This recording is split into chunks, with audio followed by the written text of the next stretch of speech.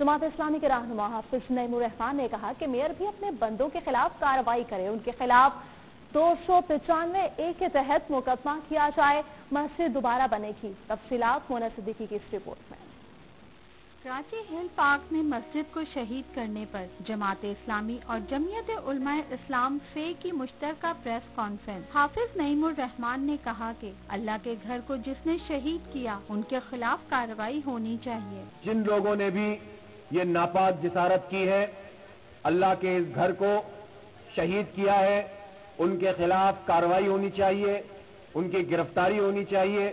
انشاءاللہ تعالی اب یہ مسجد باقاعدہ نقشے کے ساتھ بنے گی، اس کا ابھی نقشے پہ کام شروع ہو چکا ہے، اور یہ ایک عالیشان مسجد، جس طرح یہ کہا جا رہا ہے کہ اس پارک کو کراچی کا تاریخی پارک بنائیں گے، تو انشاءاللہ اس پارک میں یہ مسجد بھی کراچی کی تاریخی مسجد ہوگی۔